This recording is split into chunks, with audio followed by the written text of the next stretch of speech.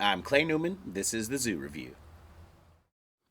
In this episode, we're taking our first walk down Reptile Road with the Fly River Turtle, otherwise known as the Pig-Nosed Turtle. Now, this is an interesting one. It is so ugly that it goes full circle and becomes cute again.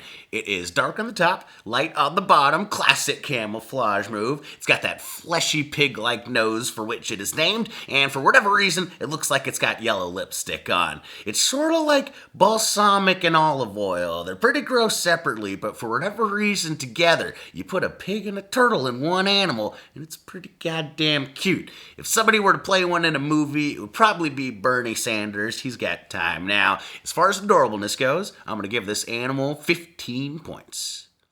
These are big-ass turtles. They're over 2 feet long, and adults could weigh over 40 pounds. Now, we know turtles are all about the defense, and while these are not soft-shell turtles, they do lack that bony structure that some turtles have on the outside of their shell, which adds extra protection. And it's too bad they don't have it, because they live in and around Australia, which, as you know, means crocodiles. They are nowhere near the top of the food chain, and I'm sure they'll take off a finger if you offer it to them, but they're not especially badass. In this category, they only get a score of 8. Reptiles in general, not especially intelligent creatures, and these guys are so specified to one type of environment, they don't have to spend that much brain power worrying about different things. They only live in fresh water, and males never leave that water after entering it. Females will leave every couple of years to lay eggs, and that's really the only time they seem to socialize. Females do communicate with each other to try to figure out where the best shore is to lay their eggs together, so that earns them a couple points. Another thing that gets these guys points is that apparently they don't reach sexual maturity until they're 15 years old, which I find fascinating because they rarely live past 30. They spend less than half their life having sex, which I think gives them time to think about other stuff. As far as intelligence goes, they're not completely inept, but they're not especially smart. They get a score of 6. Pig-nosed turtle is the last species in an ancient family of turtles. Many scientists believe that they are the missing link between freshwater and seawater turtles. They live in freshwater, but they swim like a seawater turtle. Most freshwaters use their legs like legs, swimming with all 4, but these guys use them like flippers. Their front 2 they use for projection, and their back 2 they use as rudders to steer. As you would hope with a schnoz like that, they have an excellent sense of smell, using it to help them find prey, and they also use that big old nose like a snorkel, floating around in the water, being able to breathe and look at the same time. As far as special skills go, they are pretty neat creatures, but they don't bring too much to the table. They've got a score of 12.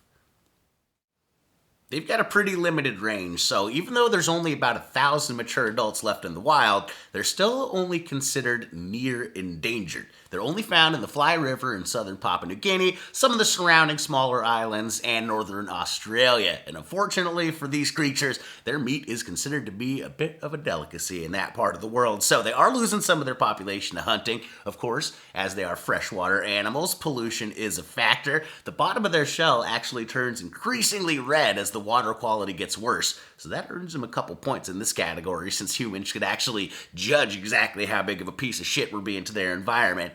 The biggest problem they face, it's not us, it's buffalo. Buffalo, in their search for water, have a tendency to trample the eggs and nests of these pig-nosed turtles. So I think we could let ourselves off the hook on this one. Buffalo, this one's on you, you piece of shit. Conservation's going to be a little bit tricky with these guys, considering they only lay eggs once every other year. Plus, as with a lot of turtles, the gender of the babies is determined by the temperature outside when those eggs hatch. So, as the global climate increases, the amount of female turtles will increase. That's one of the unexpected byproducts of global warming, is a bunch of lonely, horny lady turtles. As far as will they make it go, it's not totally dismal. They've got a score of 7. Well, the results are in. The scores are tallied. Pig-nosed turtle, Fly River turtle, whatever you want to call yourself. You've got a score of 48 points, which means we've got our first tie. The pig-nosed turtle has officially tied the mallard duck for 11th place. Not quite in the top 10, but you're not quite the worst. You're still doing better than the panda, the reticulated giraffe, and the wall drop ibis.